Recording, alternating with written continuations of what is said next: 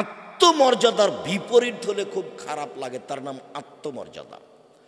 আপনার স্ত্রী বাজারে যায়, টাঙ্গাইল বাজারে যায় জিনিস কিনে, সারাদিন মানুষের ধাক্কা খায়, তবু আপনাকে খারাপ লাগে না। আর আমাদের বাড়ির মহিলারা যদি রিক্সায় উঠে আর একটু যদি রিক্সাওয়ালার হাতের সাথে ঠেঙে যায়, তখন ইন্না লিল্লাহি ওয়া ইন্না ইলাইহি, এটা কেমন হয়, ইন্না লিল্লাহি ওয়া ইন্না ইলাইহি। এর নাম হলো গায়রিয়ত, আত্মমর্যাদা। আত্মমর্যাদায় বাঁধে, গায়রিয়তে বাঁধে। আর আপনার শরীরে তো রক্ত নাই, সবই পুজ, কেননা আপনাকে তো খারাপ লাগে না, আপনার খালি দলীয় দাপট। বউ মেয়ে কোথায় ঘুরে বেড়াই সেটা আপনাকে খারাপ লাগে না একটু। আপনার বাড়িতে আদর্শ বলে কোনো জিনিস নাই। আপনি যেটাকে মনে করেছেন আদর্শ, সেটাকে আল্লাহর নবী আদর্শ মনে করেননি। এক মিনিট, রাসূল সাল্লাল্লাহু আলাইহি সাল্লাম বললেন, কারো যদি 3টা মেয়ে হয়, 3টা মেয়ে বেটি, এক আল্লামাহুন্না, তাকে বিদ্যা শিখিয়ে দিল, ও আদ্দাবাহুন্না, তাকে শিষ্টাচার শিখিয়ে দিল, ও জাওয়াজাহুন্না, তার বিবাহ শাদী দিয়ে দিল, তাহলে সেই মেয়ে জাহান্নাম এবং বাপের মাঝে অন্তরাল হয়ে যাবে।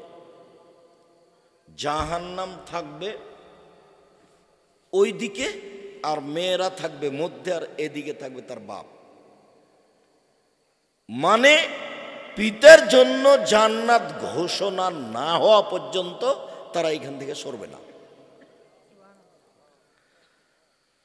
10টা ছেলে যদি আপনি লালন পালন করেন, মাস্টার ডিগ্রি পাস করান, তো 1 পয়সা লাভ নেই। তো পড়াবেন কেন? জন্ম দিয়েছেন এই জন্য। পড়াবেন কেন? জন্ম দিয়েছেন এই জন্য। আপনি পিতা, এই জন্য পড়াবেন। পড়িয়ে লাভ হবে এই কথা আল্লাহ রাসূল বলেননি, বরং না পড়ালে ক্ষতি হবে এইটা আছে। আর মেয়ে যদি হয় 3টা, তাহলে বিচারের মাঠে এই দেখেন, ওদিকে জাহান্নাম আর এদিকে ওর পিতার মধ্যে আছে মেয়েরা। আল্লাহ নবী বলছেন এই কথা। তো এইখানে থাকলো বিদ্যা শিষ্টাচার, এইটুকু কথা। বিদ্যাই বা কি জিনিস আর শিষ্টাচারই বা কি জিনিস? বিদ্যাই বা কি জিনিস, শিষ্টাচারই বা কি জিনিস? তো আপনার মেয়ে কলেজে যাচ্ছে, মাথার সামনের দিক চুল ছোট করা আছে, নগ্ন পোশাকে যাচ্ছে, তখনও কি ও বিদ্যা অর্জন করতে যাচ্ছে? আপনাকে কেমন লাগে? নখগুলো বড় বড় আছে, নখের নেইল পালিশ আছে, তখনও কি তার কাছে শিষ্টাচার আছে? আপনাকে কেমন লাগে? চোখের ভরু তোলা আছে, ভরু পেন দেওয়া আছে, তখনও কি তার কাছে শিষ্টাচার আছে? কেমন কেমন করে রাস্তায় হাঁটে, আনছান আনছান করে, এদিকে ওদিকে যায়, তখনও কি তার কাছে শিষ্টাচার আছে? তা আপনি বাপ, কোনটা শিখালেন আপনি? আল্লাহর নবী বলছেন, বিদ্যা শিখিয়ে দিল বাপে, শিষ্টাচার শিখিয়ে দিল, বিবাহ শাদী দিয়ে দিল, তখন মেয়ে বাপের মাঝে আর জাহান্নামের মাঝে হলো এই। তো সেইটা কখন? শিষ্টাচার কি জিনিস না আমি জানি, না আপনি জানেন, না মাস্টারে জানে। মাস্টার তো শিষ্টাচার কোনোদিন পড়েনি, কোনোদিন দেখেনি। মাস্টারের বাপও জানে না, মাস্টারের মাস্টারও জানে না। চাঁপাইনবাবগঞ্জ উর্দু ভাষাতে আন্ধা কো আন্ধা পড়াতে হ্যায়, অন্ধকে অন্ধ পড়াচ্ছে। তো 1 মিনিট আপনি কি 2-একটা কথা শিষ্টাচারের বলবেন? হ্যাঁ বলি, আমরা কথার মাঝে আছি, কাছাকাছি চলে আসছে। আয়েশা রাদিয়াল্লাহু তাআলা আনহা বলেন, নবী করিম সাল্লাল্লাহু আলাইহি সাল্লাম বলেছেন, আশরুম মিনাল ফিতরাত, 10টি বৈশিষ্ট্য সকল নবীর ছিল, 10টি শিষ্টাচার সকল নবীর ছিল। 10টি খাসলাত অভ্যাস সকল নবীর ছিল। তা ছিল আদম আলাইহিস সালামের, তা ছিল ইব্রাহিম আলাইহিস সালামের, তা ছিল ঈসা মুসা মুহাম্মদ সাল্লাল্লাহু আলাইহি সাল্লামের। শিষ্টাচার এক, কাসুস সারেব, মোচ কেটে ফেলতে হবে, ব্লেড ব্যবহার করা হবে না। 2, এফাউল লোহা, দাড়ি ছেড়ে দিতে হবে, ছোট করা হবে না, চেঁচে ফেলাও হবে না। ছোট করা হারাম, চেঁচে ফেলাও হারাম। চেঁচে ফেললে নারীর সাদৃশ্য হয়, কাজেই ওর উপরে আল্লাহর পক্ষ থেকে অভিশাপ হবে। কেন? ও সৃষ্টির পরিবর্তন ঘটিয়েছে। চেঁচে ফেললে চোখের পাওয়ার কমে যাবে, চেঁচে ফেললে স্ত্রী মিলনের ক্ষমতা কমে যাবে। শিষ্টাচার। 3, আর সেওয়াক, মেসওয়াক করতে হবে। সব নবীর অভ্যাস, নীতিগতভাবে ঘুম থেকে উঠে মেসওয়াক করতে হবে। পারলে 5 ওয়াক্ত সলাতে করেন, এটা হলো শিষ্টাচার। 4, কাসুল আজফারে, নখ কেটে ফেলতে হবে, পুরুষ নারী সবার। তো আপনার মেয়ের নখ বড় আছে, আজকে গিয়ে দেখিয়েন, আপনার চোখে পড়ে না নাকি? নখে আবার নেইল পালিশ দেওয়া আছে। ইহুদি খ্রিস্টানদের পতিতালয়ের মেয়েদের বৈশিষ্ট্য হলো নখে নেইল পালিশ দেওয়া। ইহুদি খ্রিস্টানদের পতিতালয়ের মেয়েদের বৈশিষ্ট্য হলো নখে নেইল পালিশ দেওয়া, নখ বড় রাখা। 1 মিনিট, কথার মধ্যে আরেকটা কথা মনে পড়ল, না বলে আগানোটা কেমন হচ্ছে। আল্লাহর নবী খুব আফসোস করে কয়েকটা কথা বলেছেন। তার একটা হচ্ছে এই, পৃথিবীর মানুষ শুনে রেখো,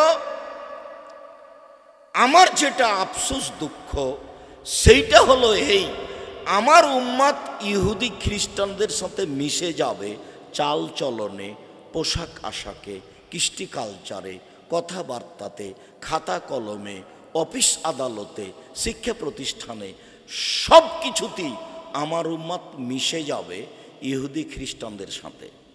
মিশে যাবে এইভাবে, ডান হাতের বিঘত যেমন বাম হাতের সমান, সমান সমান মিশে যাবে। মিশে যাবে এইভাবে, ডান পায়ের জুতা যেমন বাম পায়ের সমান, একবারে হুবাহু মিশে যাবে। বলতে বলতে এবার ভাষাগত নিচে নামতে লাগলেন, এমন নিচে নামলেন, শেষ পর্যন্ত বলছেন, পৃথিবীর মানুষ, আফসোস করে বলে গেলাম, ইহুদি খ্রিস্টান যদি মায়ের সাথে জেনা করে থাকে, আমার উম্মত মায়ের সাথে জেনা করবে। তারা নীতিতে এত নিচে নেমে যাবে। মাথার চুল উপরে আছে, চতুর্দিকে চাঁচা আছে, এটা কি?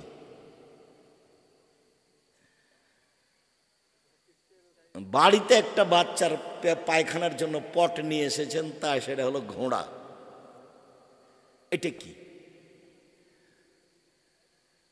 আপনার স্ত্রী প্লেট কিনে নিয়ে এসেছে, তাতে আছে চিংড়ি মাছ, এটা কি?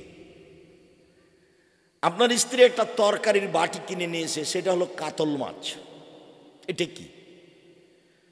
আপনার স্ত্রী একটা আয়না কিনে নিয়ে এসেছেন, সেটা হলো রুই মাছ, এইটা কি? আপনি আপনার বাচ্চাদের জন্য কাপড় চোপড় কিনে নিয়ে এসেছেন, তাতে আছে কাটন, এইটা কি? শিষ্টাচার কি জিনিস? কাকে শিষ্টাচার বলে? কি বুঝাতে চাচ্ছেন আপনি? আপনার মেয়ে সারা দিন বাম হাতে গিলাস ধরে খায়, পানি খায়, এটা করে, কাপড় চোপড় করে, কই আপনার স্ত্রী তো বলে না। কোন হাতটা বাচ্চার আগে ঢুকাতে হবে জামাতে, আপনার স্ত্রীর জানা নাই? পায়জামা প্যান্টার কোন পাটা আগে বাচ্চার পায়ে ঢুকাতে হবে, তার জানা নাই? ও হলো চাঁপাই নবাবগঞ্জের ভাষাতে হোস। ইহুদি খ্রিস্টানের হবে, এটা কত জঘন্য সে ভুলে গেছে কি জিনিস। 1 মিনিট, গাজা ফিলিস্তিনের লোকেরা, ছেলে মেয়ে মারা গেছে, স্বামী মারা গেছে, পা নাই হাত নাই, যারা মিশরে অবস্থান করছে, তাদের আমি সাহায্য দিতে গেছিলাম একবার, কয়েকবার আব্দুর রহিম দিয়েছে।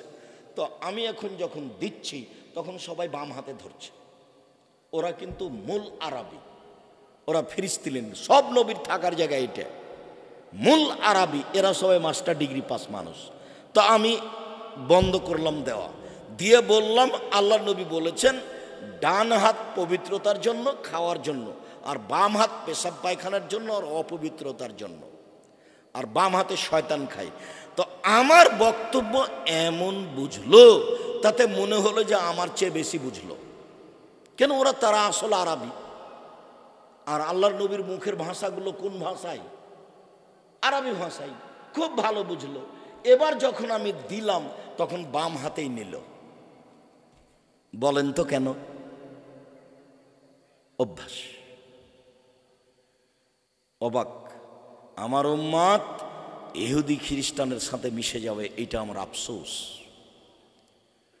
কাজকর্মে, কথা কলমে, খাওয়াতে, পোশাকে মুসলমানের মেয়ে একবারে আঁটো সাঁটো, পায়ের সাথে স্কিন পায়জামা ঘুরে বেড়াচ্ছে, সব দেখা যাচ্ছে। ওর বাপও সাথে আছে, মাথায় টুপি আছে। ওর বাপের লজ্জাও হয় না। লজ্জা আবার কি জিনিস? কবে বেঁচে খেয়েছে বাপে, লজ্জা কি জিনিস? ও বাপ নয়। ওকে আমি বলেছি, এই মেয়ে তুমি ওকে সৎ বাপ বলে ডাকবা, ওকে চাচা বলবা। 32 বছর থেকে বলছি। বাপ কাকে বলে? এই ছেলে, বাপ কাকে বলে? মেয়ে জন্ম দিয়েছে 3টে, বিদ্যা শিখিয়ে দিয়েছে, শিষ্টাচার শিখিয়ে দিয়েছে, বিবাহ দিয়ে দিয়েছে, তাই মেয়ে অন্তরাল হয়েছে। শিষ্টাচার কি জিনিস? পানি দিয়ে পেশাব পায়খানার পরে পবিত্রতা অর্জন করতে হবে। না থাকে তখন ঢেল টিস্যু পেপার, আগে ঢেল টিস্যু পেপার, পানি পরে, এটা মিথ্যা কথা, ধর্মের নামে অপবাদ। জাতির যদি রাস্তাঘাট করে দিতে না পারি, জাতির যদি স্কুল কলেজ করে দিতে না পারি, জাতিকে চূড়ান্ত সঠিক ধর্ম দিতে পারবো ইনশাআল্লাহ। ধর্মের ব্যাপারে জাতিকে ফাঁকি দিয়ে অন্তত আমি আব্দুর রাজ্জাক বিন ইউসুফ পরকাল হারাতে রাজি নই। আপনার সাথে আমি কোনোদিন 1 মিনিটের জন্য আপোষ করিনি, কোনো দিন না। আর কোনোদিন কারোর বিরুদ্ধে কথাও বলিনি। ও যদি আমাকে ফেসবুকে ধুয়ে ছেড়ে দিয়েছে, আমি তার উত্তর দিইনি। যারা উত্তর দেয়, গালি দেয়, যারা ফেসবুকে বিচার করে, যারা ফেসবুক ইউটিউবকে হাইকোর্ট জজকোর্ট মনে করে, তারা আলেম নয়। আলেম একজন মানুষের বিরুদ্ধে মুখ খুলে কি করে? বরং আমি এরকম করেছি, কেউ যখন খুব গালি দিচ্ছে, দিতে দিতে যখন বন্ধ করেছে, তখন আমি আবার রিং দিয়েছি, দিয়ে বলেছি, ভাইজান আপনার কি টাকা শেষ হয়ে গেছে? যদি কিছু থাকে তাহলে বলে নেন। আমি তার উত্তর দেওয়া প্রয়োজন মনে করিনি। আমি তার উত্তর দিয়ে কিছু সফলতা অর্জন করতে চাই না। সিলেটে ওসি আমাকে বললেন, আব্দুর রাজ্জাক সাহেব সিগনেচার করেন, মামলা আমি চালাবো। তা আমি বললাম, ওসি সাহেব আমি যদি সিগনেচার করি তাহলে মামলা আমি চালাবো, আমি মানুষ, আমি আগে আগে দৌড়াবো, ও আমার পিছে পিছে দৌড়াবে, তাহলে আমি মানুষ হিসেবে মামলা করলাম। আমি মামলা সিগনেচার করব না, ওকে দিলাম। ও পারে না, ও করুক, আমি তো কারো ক্ষতি করিনি, আমার তো এরকম কোনো ক্ষতি জানা নাই। তো যে অন্যায় করেছে তার অন্যায়ের ফল আমি কেন দিতে যাব মানুষ হয়ে? তাহলে তো আমি ছোট হয়ে গেলাম। আর ও যদি করে তো ঠিকই করবে, যা করার তাই করবে। আমি ছোট কাজ করতে রাজি নই। সম্মানিত দ্বীনি ভাই বোন, রাসূল সাল্লাল্লাহু আলাইহি ওয়াসাল্লাম বললেন, ন্যায়পরায়ণ নেতা বিশেষ ছায়াতলে থাকবে। 2, ছোটকাল থেকে যে ইবাদতে অভ্যাসী, 7 বছরে সালাত শুরু করেছে, 10 বছরে 7 বছরে সালাত শুরু করেছে, 10 বছরে সিয়াম রোজা শুরু করেছে, এইভাবে যারা অভ্যাসী তারা বিশেষ ছায়াতলে থাকবে। 3, মসজিদে থেকে বের হয়ে আসে বাড়িতে, আবার আসরের টাইমে যাবে, ছেলেকে বলে সময় হয়েছে, বৌমাকে বলে সময় হয়েছে, আবার মসজিদে যাওয়ার জন্য ব্যস্ত থাকে, এ থাকবে বিশেষ ছায়াতলে। 2 বন্ধু একসাথে বন্ধুত্ব গড়েছে, তো আল্লাহর হস্তে বন্ধুত্ব গড়িয়েছে। আবার যখন ভুল ত্রুটি দেখেছে একজনের, তখন বলেছে ভাইজান আপনার সাথে আমি বন্ধুত্ব গড়িয়েছিলাম আল্লাহকে সন্তুষ্ট করার জন্য, তো দেখলাম অনেক অভ্যাস আপনার খারাপ, আপনি খালি মোবাইলে প্রেম প্রীতির গল্প করেন যেগুলো আমাকে ভালো লাগে না, আপনার সাথে সম্পর্ক ছিন্ন করলাম। তো যে আল্লাহর হস্তে ভালোবাসা গড়ে এ থাকবে বিশেষ ছায়াতলে।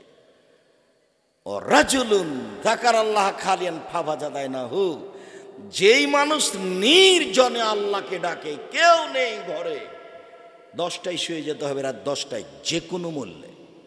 এই ভাষাটা মনে রাখবেন, রাত 10টার মধ্যে ঘুমিয়ে যেতে হবে। চাঁপাই নবাবগঞ্জের ভাষাতে আপনি তো ঘুমাবেন, আপনার বাপকে ঘুমাতে হবে।